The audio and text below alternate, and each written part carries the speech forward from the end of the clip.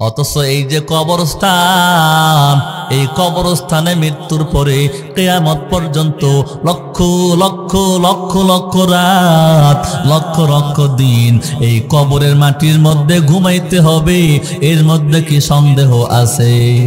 তাইলে যেই ঘরে 5 দিন আরাম করার গ্যারান্টি নাই, ওই ঘরটার জন্য রাত দিন 24 ঘন্টা খাটাখাটনি করে, ব্যবসা করে, চাকরি করে, রোদ বৃষ্টির মধ্যে কত কাজকর্ম করিয়া ওই ঘরটা সাজাইলাম, অথচ ওই ঘরটার মধ্যে 5 দিন ঘুমাইবার কোনো গ্যারান্টি নাই। আর যেই কবরে আজীবন ঘুমাইতে হবে, ওই কবরটা সাজাইবার দরকার আছে না নাই? আপনাদের এই এলাকার কোন চা বিক্রেতা, আগে বাবা চা বিক্রি করত, চা বিক্রি করিয়া সন্তানকে লেখাপড়া করাইছে, ঢাকা সচিবালয়ে চাকরি হয়েছে, আল্লাহ মিলাইয়া দিছে। ঢাকা সচিবালয়ে চাকরি হওয়ার পর লক্ষ টাকার মালিক হয়ে গেছে, এমন হয় কি হয় না? হয়তো। অথবা বাবা চা বিক্রি করে জীবিকা নির্বাহ করত, তার ছেলেটা হঠাৎ করে নেতা হয়ে গেছে, কথা কয় না? মোটামুটি 24-এর গণ অভ্যুত্থানের পর মোটামুটি এনসিপি করে মনে করেন বা অন্য দল করে, কপালটা খুলে গেছে, লক্ষ টাকার মালিক হয়ে গেছে, এমন হয় কি হয় না? হয়তো। অথবা গরিবের ছেলে মানুষের বাড়ির টাকা দিয়া, বাবা সেই টাকা দিয়া মানুষের কাছ থেকে টাকা লইয়া সন্তানকে মাদ্রাসায় পড়াইছে, ঘটনাক্রমে তার সন্তান আলেম হইয়া হাফিজুর রহমান সিদ্দিকীর চাইতে বড় বক্তা হয়ে গেছে, হয় কি হয় না? হয়তো। এবার স্টলে বৈশা লোকেরা আলোচনা করে, হায়রে গরিবের ছেলে অমকে মাওলানা হইয়া এত বড় বক্তা হইল, লক্ষ লক্ষ টাকার মালিক হয়ে গেছে। অমকের ছেলে গরিব হইয়া নেতা হওয়ার কারণে লক্ষ লক্ষ টাকার মালিক হয়ে গেছে। অমকের ছেলে ঢাকায় চাকরি করে, সিরাজগঞ্জে 3 জায়গায় জায়গা কিনছে, কয় কি কয় না? কিছুদিন পরে মনে মনে, কিছুদিন পরে আপনারা যখন জানতে পারলেন সিরাজগঞ্জে শুধু না ঢাকাতেও জায়গা কিনছে, কিছুদিন পর জানতে পারলেন ঢাকায় শুধু নয় বিদেশেও বাড়ি করছে। শাস্ত্রলে বৈশা বৈশা সবাই আলোচনা করবে, অমকের ছেলের কপালটা কত ভালো, সিরাজগঞ্জ জায়গা কিনছে, ঢাকার জমিনেও জায়গা কিনলো, বিদেশেও বাড়ি করছে, লক্ষ লক্ষ টাকার মালিক হয়ে গেছে। ওই লোকটা কতই না পশু প্রতিষ্ঠিত হয়ে গেছে, ওই লোকটার জীবন সফল সার্থক, কয় কি কয় না? আসলে এটা ইমানদারের চেতনা নয়। আল্লাহ পাক বলে, ও ঈমানওয়ালারা ভালো করে শুনিয়া রাখো, সিরাজগঞ্জ জায়গা কেনার নাম সফলতা নয়, ঢাকার বুকে জায়গা কেনার নাম সফলতা নয়, বিদেশে জায়গা কেনার নাম সফলতা নয়, বড় বক্তা হওয়ার নাম সফলতা নয়, বড় নেতা হওয়ার নাম সফলতা নয়, সচিবালয়ে চাকরি করার নাম সফলতা নয়। সফলতা কার নাম জানো? আল্লাহ পাক বলে, যেই দিন তোমার মরণ হয়ে যাবে, 3খানা কাফনের কাপড় পেছাইয়া অন্ধকার কবরে রাখবে, ওই কবরে যাওয়ার সময় যদি ঈমান আর আমল সাথে নিতে পারো, তখনই তুমি হইবা দুনিয়ার সর্বশ্রেষ্ঠ সার্থক। কথা ঠিক না বেঠিক? হাকিকত সে তু দুনিয়া বেখবর হায়, দুনিয়া কি নুমাইশ পর নজর হায়, নমি গোয়াম তে আজ দুনিয়া জুদা বহর কাদে কে বাসি বা খোদা বাস। তাহলে সফলতা কার নাম? যেদিন আমার মরণ হবে, এই আসমানের তারকাগুলো মিটি মিটি আলো দেয়। যেদিন থেকে আল্লাহ আসমান বানাইলেন আজ পর্যন্ত তারকার কি আলো কমছে? কি কোন আপনারা? ওই চন্দ্রের আলো কমে নাই, সূর্যের আলো কমে নাই। এই মুসলমান আল্লাহর গোলাম, এ তারকা আলো দিবে, সূর্য আলো দিবে, জমিন থেকে ফসল উৎপন্ন হবে, নদীর পানিগুলো বহবান থাকবে, বাতাস চালু থাকবে, পাখির কণ্ঠে সুন্দর কিচির মিচির আওয়াজ থাকবে, দুনিয়ার নিজাম চলতে থাকবে। হঠাৎ করে মাইকের মধ্যে আওয়াজ হবে, জামতল নিবাসী আব্দুল ওয়াহাবের পুত্র আব্দুল করিম গতকাল রাত ৩টার সময় ইন্তেকাল করিয়াছে। এই সময়টা সবার জীবনে আছে না নাই? সবার জীবনে আছে, সবার জন্য সময়টা অপেক্ষা করে। তাইলে ওই সময় আসার আগে, ওই দিনটা আসার আগে ঈমান আর আমল যদি আমি আপনি প্রস্তুত করতে পারি, ঈমান আর আমল নিয়ে যেই দিন কবরে যাব, ওই দিন বলতে পারবো আমি সার্থক, আমি সফলতা অর্জন করেছি। আর যদি ওই দিন খালি হাতে কবরে চলিয়া যাও, আমলবিহীন কবরে চলিয়া যাও, বিদেশের বাড়ি করলেও সফলতার মুখ দেখতে পাবো না। এই কথা ঠিক না বেঠি? সেটাই আমার আল্লাহ পাক বলে, যালিকা ফাউজুল কাবীর। ইন্নাল্লাযীনা আমানু ওয়া আমিলুস সলিহাত লাহুম জান্নাতুন তাজরি মিন তাহতিহাল আনহার যালিকাল ফাউজুল কাবীর। আল্লাহ পাক বলেন, নিশ্চয়ই যাদের বিশুদ্ধ ঈমান আছে, যাদের নেক আমল আছে, এই বিশুদ্ধ ঈমান এবং নেক আমল নিয়ে যারা দুনিয়া থেকে চলে যাবে, আমি আল্লাহ তাদের জন্য নিয়ামতপূর্ণ জান্নাত রেখেছি। যদি কোনো বান্দা, কোনো বান্দি বিশুদ্ধ ঈমান আর নেক আমল নিয়ে দুনিয়া থেকে যাইতে পারে, যালিকা ফাউজুল কাবীর, এটাই হলো সর্বশ্রেষ্ঠ কামিয়াবি। আল্লাহু আকবার জোরে বলেন। आयशो इशरत के लिए इंसान ही याद रखतो बंदा है मेहमान ही। আল্লাহ আমাদের সবাইকে বোঝার তৌফিক দেন, বলে আল্লাহুম্মা আমিন। আল্লাহ রাব্বুল আলামিন আমাদের সবার জীবনে মরণ রাখছেন কিনা? রাখছেন। মিনহা খলাকনাকুম ওয়া ফিহা নুঈদুকুম ওয়া মিনহা নুখরিজুকুম তারাতান উখরা। আল্লাহ পাক বলে, বান্দা, মিনহা খলাকনাকুম, আমি আল্লাহ তোমাদের বানাইলাম এই মাটির থেকে। বলেন, আমি আপনি যখন ইন্তেকাল করব, আমাকে আপনাকে মাটির মধ্যে রাইখে আসবে, কথা সত্য না মিথ্যা? ওই কবরের মধ্যে আমাকে আপনাকে যাইতে হবে। আল্লাহ বলে, মিনহা খালাকনাকুম, ও বান্দা, আমি আল্লাহ তোমাদের মাটির থেকে বানাইলাম। আমাদের আদি পিতা হযরত আদম আলাইহিস সালাতু ওয়াস সালামকে আল্লাহ সরাসরি খামিরা তৈরি করিয়া, মাটি, আগুন, বাতাস, পানি এগুলো দিয়ে খামিরা বানাইয়া আল্লাহ রব্বুল আলামিন সেই খামিরা দিয়া আদম নবীকে বানাইলেন। আদম নবীকে বানাইবার পর কিছু খামিরা অবশিষ্ট রয়ে গেল। আমার মা বোনেরা যখন রুটি বানায়, রুটির জন্য খামিরা করে কি করে না? রুটি বানাইবার পর তেলের পিঠা, মালপোয়া বানায় না? তেলের পিঠা, মালপোয়া বইয়ের ভাষা, আমাদের গ্রামের ভাষা তেলের পিঠা। এই খামিরা যখন বানায়, তেলের পিঠা বানানোর শেষে লাস্টে বাঁচে না, তেল যায় কমে, লাস্টে বাঁচে, তখন আর তেলের পিঠা না বানায়, বড়া বানায়। কথা ঠিক নেবে ঠিক? আল্লাহ পাক আদম নবীর ওই খামিরা দিয়া বানাইয়া যতটুকু খামিরা বাঁচলো, যতটুকু মাটি বাঁচলো, ওই মাটি দিয়া একটা গাছ বানাইলেন। জোরে কন্যা সুবহানাল্লাহ। ওই গাছটার নাম তাফসীরের মধ্যে লেখা হয়, ওই গাছটার নাম হলো খেজুর গাছ। সুবহানাল্লাহ জোরে কোন। এজন্য খেজুর গাছের যে ফলের যে বরকত, পৃথিবীর অন্য কোনো ফলের মধ্যে ওরকম প্রোটিন নাই, ওরকম শক্তি নাই। আল্লাহ পাক আদম নবীকে মাটির দিয়া বানাইলেন। আল্লাহ পাক কেন ডাক দিয়ে বলে, ও বান্দা, মাটি দিয়ে আমি আল্লাহ তোদের বানাইলাম। এবার আপনারা বলেন, মাটি যদি উপর দিকে আমি ফিকা দেই, উপর দিকে যদি ঢাল ছুড়ে দেই, মাটি উপর দিকে কিছু দূর যাওয়ার পরে নিচের দিকে নামে, তার মানে মাটির আকর্ষণ হলো নিচের দিকে ধাপিত হওয়া। জোরে কোন ঠিক না বেঠিক? আর আগুনের আকর্ষণ হলো, আগুনের স্বভাব হলো উপর দিকে ওঠা।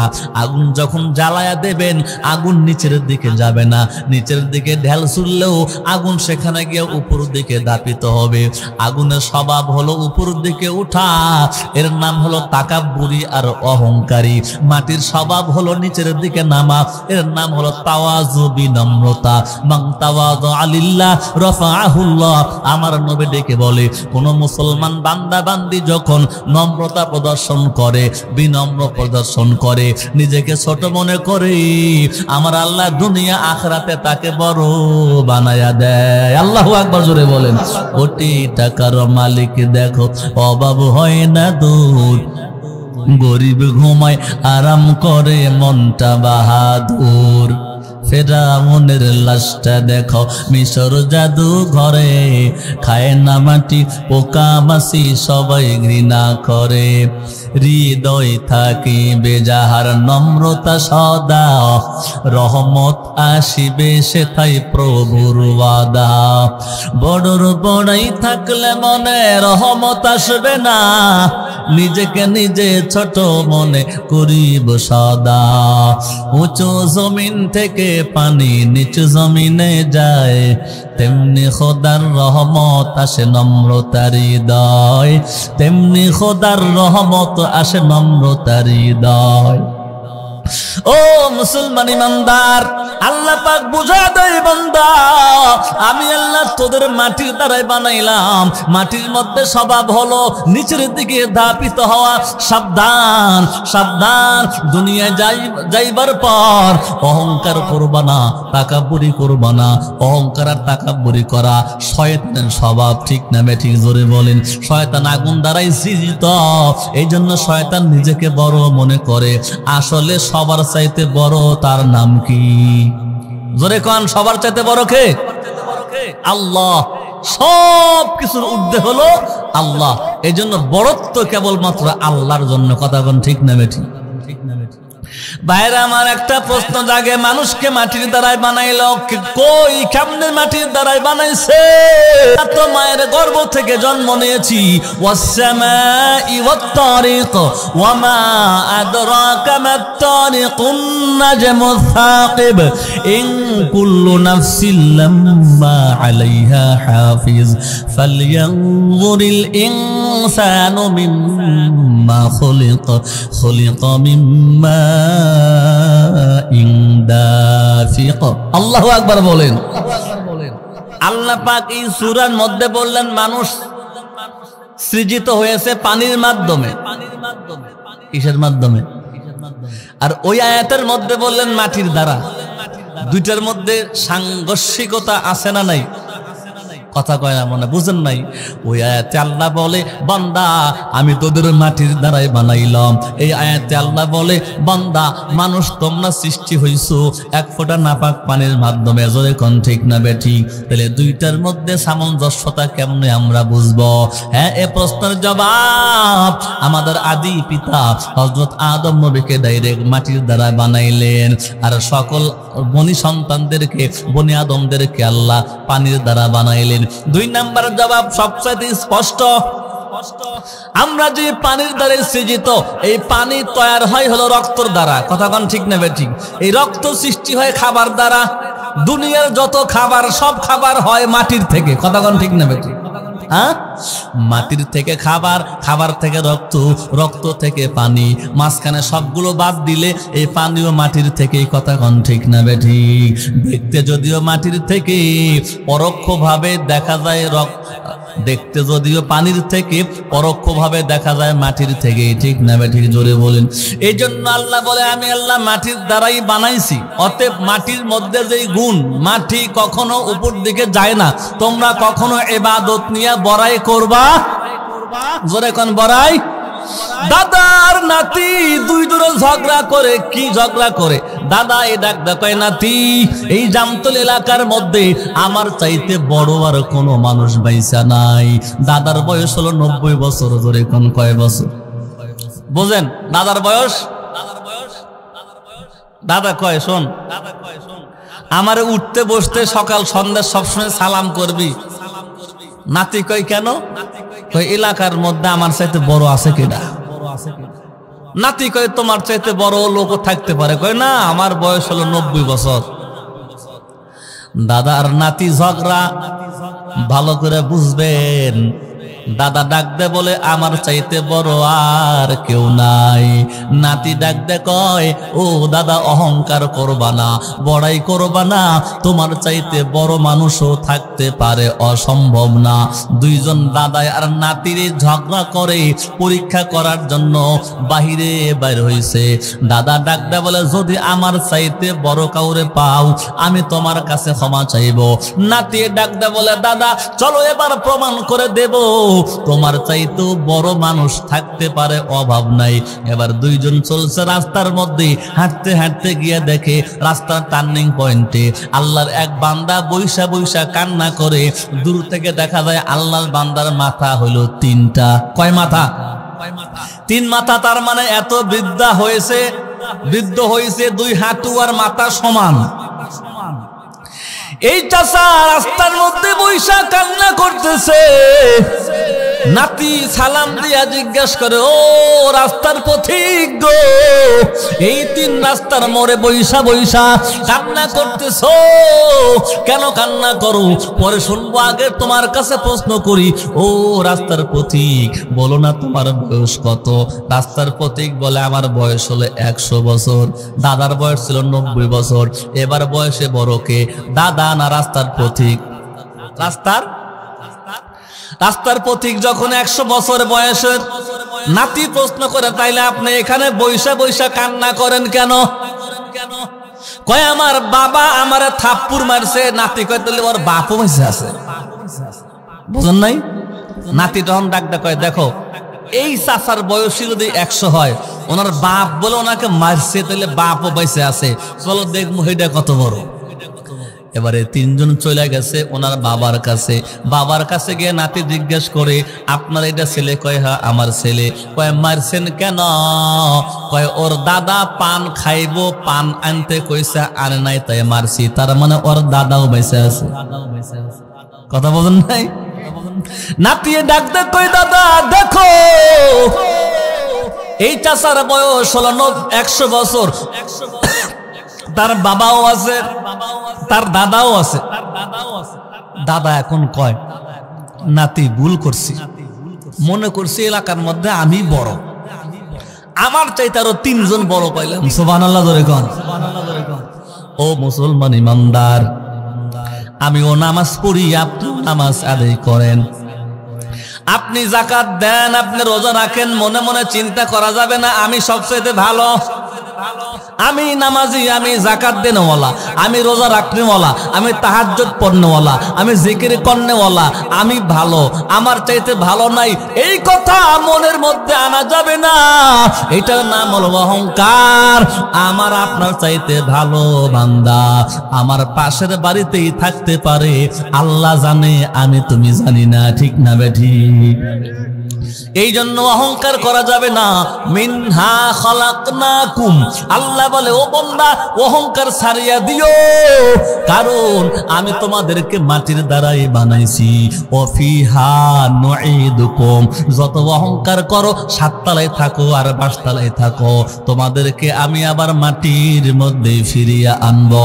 বলেন ওই কবরে আমাদের যাইতে হবে কি হবে না? কবরে যাইতে অফিহা নুঈদুকুম, আল্লাহ পাক বলে তোমাদের আমি আবার মাটির মধ্যে নিয়ে যাব। এই আয়াতে কারিমার ব্যাখ্যা বুঝাইবার জন্য আমি মাঝে মধ্যেই বলে থাকি, ভালো করে শোনেন। এক রাজা দীর্ঘ 20-30 বছর যাবত নিজেই দেশ চালায়, কাউরে দেয় না, বিরোধী দলকে দেয় না। গণ অভ্যুত্থান হয়েছে, লোকেরা সবাই মিছিল বের করছে, সরকার পরিবর্তন চাই। কি কয়? সরকার পরিবর্তন চাই। তো রাজায় বুদ্ধি করছে, তো রাজতন্ত্র। রাজায় বুদ্ধি করে, ঠিক আছে তোমাদের কথা আমি শুনবো, সবাইকে ডাইকা নিয়া কে কে রাজা হইতে চাও, কারা কারা বিরোধী দল আসো, আসো আমার কাছে আসো। গোল টেবিল আলোচনায় বইসা রাজা এবার ডাক দেয়া কয়, শোনো আমার এই চেয়ার, আমার এ রাজত্ব ছাড়িয়া দেব, নিবাকে? সবাই হাত তোলে। রাজা এখন বলে, না, আমার এই রাজত্ব নিতে চাইলে দুইটা শর্ত। ধরে কোন কয় শর্ত? দুইটা শর্ত। কয় কি? কয় এক নাম্বার শর্ত হলো আমার পরিবর্তে যেই ব্যক্তি রাজা হইবা 5 বছর পরে গদি ছাইরা দিতে হবে, কথা বলা যাবে না। লোকেরা কয় এটা তো ভালো কথা, ভালো কথা না? কয় ঠিক আছে। 2 নাম্বার শর্ত হলো 5 বছর পরে যে গদি ছাড়বা, তুমি যে ছোট বংশের বয়সের লোক হয়ে রাজত্ব করলা 5 বছর, এই অপরাধে 5 বছর পর তোমার বনবাস দেওয়া হবে। রাজা হইতে পারো, 5 বছর থাকবা, গদি ছাড়বা, গদি ছাড়ার পরে বনবাস থাকতে হবে। কোথায়? কয় সুন্দরবনে, বাঘ ভাল্লুকের দেশে। তখন সবাই হাত নামায় আর কয়, না স্যার, আমরা এরকম রাজত্ব চাই না যে 5 বছর রাজত্বগিরি করবো, এরপরে রাজত্ব ছাইরা দিয়ে বনবাস থাকতে হবে, এরকম রাজা হইবার চাই। এক রাখাল খুব চালাক, কয় লাভবাহিক, ইয়েস স্যার, আমি আছি, জোরে কন্যা মারহাবা। আমি 5 বছর রাজত্ব করবো, কইরা 5 বছর পরে ছাইরা দেব, কোনো কথা বলবো না। আর তখন আমাকে আপনি বনবাস দিবেন, সেটাও আমি মেনে নেব। সাংঘাতিক কথা। হ্যাঁ, রাজা রাখাল এবার রাজা হয়ে গেল।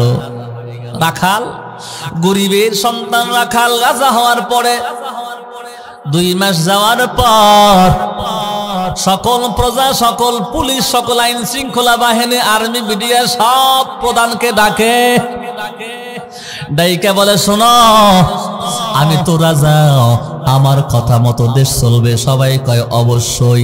তাহলে আমার কথা শোনো, ওই যে সুন্দরবন আছে, 5 বছর পরে ওখানে আমার বনবাস হবে। আমার অর্ডার, 3 মাসের মধ্যে সুন্দরবনের সব পাহাড়, সব গাছগাছালি কাইটা মাটি দিয়ে ভরাট করবা, জোরে কোন মারহাবা। 3 মাসের মধ্যে পুরা সুন্দরবন কাইটা সমতল ভূমি করছে। কয় স্যার 3 মাস পরে আইসা কয় কন্ট্রাক্টর কয় সব কেল্লা ফাতা, কয় তাইলে বাউন্ডারি দাও, এবং তোমরা বিশ্ববিখ্যাত ইঞ্জিনিয়ারদের, প্রকৌশলীদের ডাকিয়া ম্যাপ করে, ড্রয়িং করে, কয় এমন সুন্দর একটা সিটি শহর সাজাইবা যেন বিশ্বের মধ্যে সবচাইতে ভালো শহর হয় সিঙ্গাপুরের মতো। হ্যাঁ, 6 মাসের মধ্যে এমনটাই করা হলো। 3 বছরের মধ্যে গাছ টাছ লাগাইয়া সুন্দরবনকে একটা সুন্দর শহর করা হলো, যেটা সিঙ্গাপুর শহরের চাইতে বড় উন্নত। 5 বছর পার হয়ে যাওয়ার পরে এই রাখাল রাজা গদি ছাড়িয়া দিল। শর্ত করা হয়েছিল 5 বছর পর গদি যখন ছাড়বে ওই সুন্দরবনে বনবাস থাকবে। এবার আপনারা বলেন, সুন্দরবন সুন্দরবন আছে না সিঙ্গাপুর শহর হয়ে গেছে? আর রাখাল এবার ওই সিঙ্গাপুর শহরে যায়।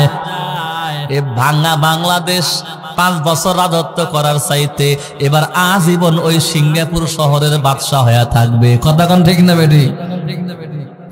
আল্লাহ পাক বলেন, অফিহা নুঈদুকুম, ও বান্দা আমি আল্লাহ প্রত্যেককে হায়াত দিলাম, রিজিক দিলাম, দৌলত দিলাম, জীবন দিলাম। আজীবনেই জীবন তোমার থাকবে না। আমি আল্লাহ যখন টান দেব, রুহটা যখন বের করে দেব, আল্লাহ বলে, বান্দা আমি প্রত্যেকটা মানুষকে এক একটা রাজা বানাইলাম। আমি নিজেও রাজা, আপনিও রাজা। কিসের রাজা? আল্লাহ পাক বলে, বান্দা আল-ইয়াওমা নাখতুমু আলা আফওয়াহিহিম ওয়া তুকাল্লিমুনা আইদিহিম।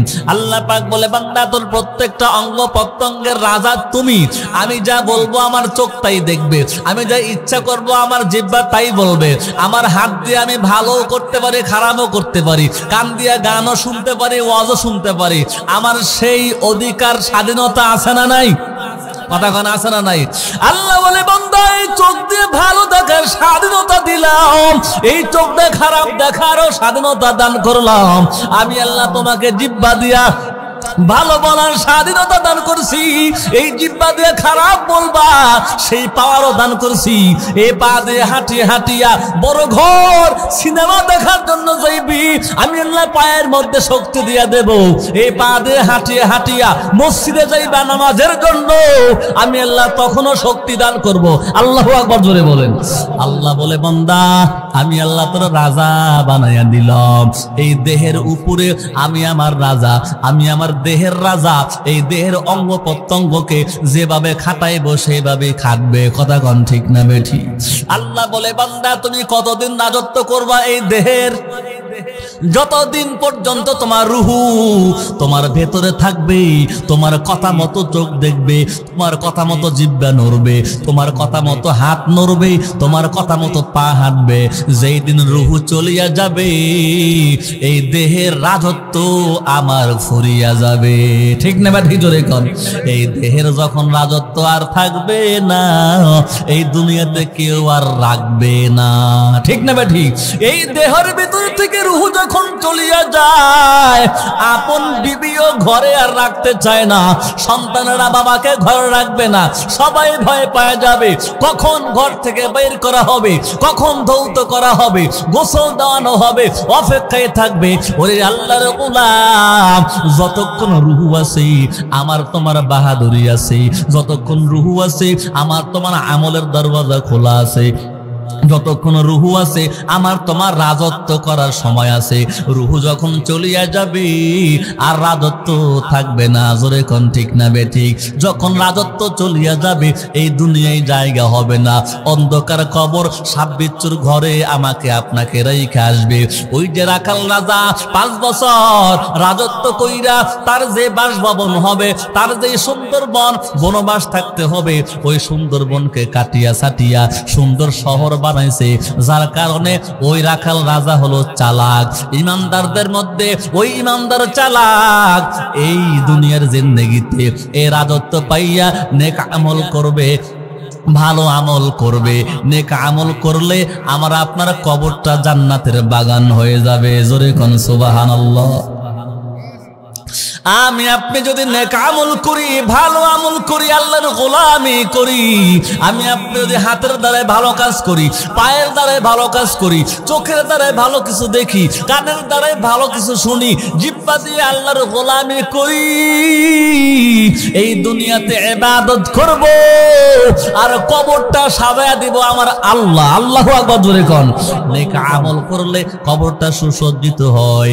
এই জন্য আল্লাহ রাসূল বলে ইন্নামাল কবরু রাউযাতুম মির রিয়াদিল জান্নাহ আও হুফরাতুম মিন হুফারিন নার। কবর কারো জন্য জান্নাতের বাগান হয়, কবর কারো জন্য জাহান্নামের গর্ত হয়। ওরে আল্লাহর গোলাম, আল কাইয়িসু মান দানা নাফসাহু ওয়া আমিলা লিমা বাদাল মাউত। নবী আমার বলে চালাক হলো ওই ইমানদার যে ইমানদার নিজের পরিচয় পাইলো এবং এমন এমন আমল করলো যে আমলের দ্বারাই মৃত্যুর পরবর্তীতে এসে সুখী হবে। সুবহানাল্লাহ।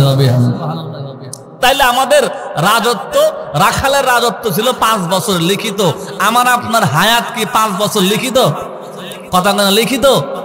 ওই রাখাল রাজা বুঝতো 5 বছর পরে যাবে বনবাসে, এই জন্য 5 বছর এসে সাজাইছে এলাকা।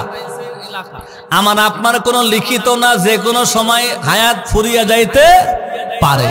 এই জন্য আমার আপনার সময় নেওয়া যাবে না, এখন থেকে আমল করে কবরঘর সাজাইতে হবে। কতক্ষণ ঠিক না বেঠি? ও মুসলমান আল্লাহর গোলাম, ভালো করে শুনিয়া রাখো, আমি আপনাদের বেশি কষ্ট দেব না। আল্লাহর নবী সাল্লাল্লাহু আলাইহি ওয়া আলিহি ওয়াসাল্লাম যখন সাকরাতুল মউত শুরু হয়ে গেল, নবী আমার মৃত্যু সজ্জায় সজ্জিত, ঠিক এই মুহূর্তে হযরতে ফাতেমাতুজ জোহরা রাদিয়াল্লাহু তাআলা তাআলা আনহা নবীর কাছে ছিল, হযরত আম্মা জান আয়েশা সিদ্দিকা নবীর কাছে ছিল। আম্মা জান আয়েশা সিদ্দিকাকে আমার নবী ডেকে বলে, ও আয়েশা, আমি মনে হয় দুনিয়া থেকে বিদায় হইয়া যাব, আমার জন্য একটা নতুন মেসওয়াক আনিয়া দাও। মেসওয়াক আনতে গেলেন আম্মা জান আয়েশা সিদ্দিকা। আম্মা জান আয়েশা সিদ্দিকা মেসওয়াক আনলেন, মেসওয়াক আনিয়া নবীর হাতের মধ্যে দিলেন। নবী আমার বললেন, আয়েশা, তোমার দাঁত দিয়া এই মেসওয়াকটা চাবায়া চেবায়া থেতলা আর নরম করিয়া দাও। আম্মা জান আয়েশা সিদ্দিকা মেসওয়াকটা চাবায়া চেবায়া নরম করে নবীর হাতে দিলেন। নবী আমার ধৌত না করিয়া সরাসরি মেসওয়াক করা শুরু করলেন। আম্মা জান আয়েশা সিদ্দিকা বলেন, নবী গো, আমার মুখের থুতু মাখা মেসওয়াক না ধৌত করিয়া মুখের মধ্যে দিলেন, আপনার কি ঘৃণা হয় না? নবী আমার বললেন, না না না, এটা ঘৃণার কোনো কারণ না। তোমার মুখের থুতু মাখা মেসওয়াকটা আমার মুখের মধ্যে দিয়া আমি উম্মতকে বুঝাইতে চাই, বিবিকে মোহাব্বত করা আমি নবীর পবিত্র সুন্নাহ। জোরে কোন সুবহানাল্লাহ।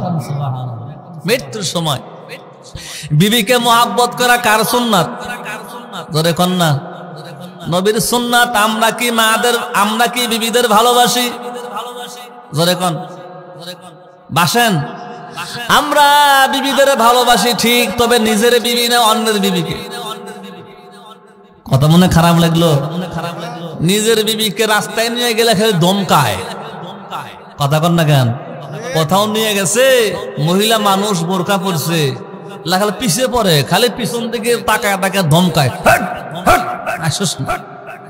কিন্তু ওই ভ্যানে ওই রিক্সায় যদি অন্য কোনো মহিলা ওঠে, সুন্দর করে, আপা বাড়ি কোনে, কথা কন না কেন? আপা শুইরে বসেন, খুব নরম ভাবে কথা কয়, কারণ বুঝাইতে চায়। আর আপাও বোঝে, হায় হায় এই মদ্দা, এই পুরুষটা কত ভালো, আর আমগর মদ্দা খালি ধমকায়। কথা ঠিক না ভাই? ঠিক। এবার যখন ব্যান থেকে নামছে, নামার সাথে সাথে এই লম্পট পুরুষ করছে কি 10 টাকা ভাড়া, তো ওর 10 টাকা আর ওই মহিলার 10 টাকা, 20 টাকার নোট ব্যানা লাগ দিয়ে কয়, ভাই এই ওনার সহ ভাড়া দিলেন। তো মহিলা কয়, কি ব্যাপার ভাই, আপনি ভাড়া দিলেন, আপনাকে চিনি না। কয়, না সমস্যা নাই, ভাল লাগছে তাই দিলাম। তখন মহিলা কয়, ভাই আপনার মোবাইল নাম্বার আছে? ওই পুরুষ মনে মনে কয়, এই জন্য তো দিছি। কথা ঠিক না ভাই? ঠিক। মোবাইল নাম্বার তুলছে, কয়েকটা মিস দেন, ওখানে আদান প্রদান হয়ে গেছে। 5 মিনিট পরেই এই পুরুষ করে কি ফোন লাগায় ওই আপা, ফোন দেখায়, আপা ভালো আলে বাড়ির পুষিছেন, হাই কি মায়া। ওই মহিলা মনে করে, হাই রে আমার স্বামী, এই কখন আমি বাইরে গেছি, 3 ঘন্টা আগে বাড়াইছি, একবারও ফোন দেয় নাই, আর মানুষের স্বামী কি সুন্দর 5 মিনিট পরে আমাদের ফোন দিছে। ঠিক না ভাই? ঠিক। অথচ এই স্বামী তার বিবি 10 বার ফোন দিছে, বিবির ফোন ধরে না, অন্যের ফোন পাইলে লুকায় লুকায় কথা কয়। জোরে কোন কথা ঠিক না ভাই? ঠিক। তো আমরা তো বিবিরে ভালোবাসি ঠিক, কিন্তু আমার ডাক বাসি না, আর এক ডাক বাসি। কথা কোন ঠিক না ভাই? ঠিক। এরকম মানুষ আছে না নাই? আচ্ছা বলেন আপনারা, যারা রিক্সা চালায় সপ্তাহে একদিন আরাম করে, যারা মাঠে কাজ করে সারা বছর কাজ করে না, মাঝে মধ্যে আরাম করে, চাকরি করে সপ্তাহে 5 দিন 7 দিন নয়, ব্যাংকে চাকরি করে, স্কুলে চাকরি করে, সপ্তাহে 2 দিন আরাম করে। কথা ঠিক কিনা? আমরা যারা ওয়াজ করি, বক্তব্য দেই, সপ্তাহে 7 দিন ওয়াজ করি না, 5 থেকে 6 দিন ওয়াজ করি, কমপক্ষে 1 রাত আরামের জন্য রাখি। ঠিক না বেঠি? আমি এবার আপনাদের প্রশ্ন করব, আমাদের মা, আমাদের বোন, আমাদের বিবিরা প্রত্যেক দিন ঘুম থেকে উঠা ঘরটা ঝাড়ু দেয়, থালা মাসি মাঝে, আর হলো খাবার উঠায়া দেয়, রান্না করে, জীবনে কোনোদিন কি ছুটি আছে? কত মানে বোঝেন নাই? সবার ছুটি আছে। হুজুর, খেজুর, মুসল্লি, মিনিস্টার, সবার, ভ্যানওয়ালা, শ্রমিক, দোকানদার, সবার ছুটি আছে, যার যার ছুটি শেষে উদযাপন করে। কিন্তু আমার মা, আমার বোন, আমার ওয়াইফ, এরা প্রত্যেক দিন ঘুম থেকে উঠা ভাত চড়াইতে হবে, জীবনে কোনোদিন ছুটি দিছেন? দেন রাসূল সাল্লাল্লাহু আলাইহি সাল্লাম কি করেছেন? আল্লাহ রাসূল আসলেন, এসে দেখেন আম্মা জান আয়েশা সিদ্দিকা রুটি বানাতে, কোনো একদিন রুটি বানাইতেছেন, নবীজি করলেন কি, হাত থেকে বেলানিটা নিয়া নবীজি নিজেই রুটি বানালেন। জোরে কন্যা সুবহানাল্লাহ। আম্মা জান আয়েশা সিদ্দিকা কইলেন ওগো রাহমাতুল লিল আলামিন আপনার এই যে কাম নবী মুস্কি হাসিদা কয় কে কি হয়েছে কয় এই কাম তো আমার আপনি রাহমাতুল লিল আলামিন খাতামুন নাবিয়িন সাইয়্যিদুল মুরসালিন সব নবীর নবী আপনি আপনি কেন রুটি বানাইবেন নবী কয় সেই জন্য তো বানাই না আমি বানাইলাম এই জন্য যেন আমার উম্মত বোঝে মাঝে মধ্যে বিবি সাহেবাদের সহযোগিতা করা আমি নবীর সুন্নাত ধরে কোন সুবহানাল্লাহ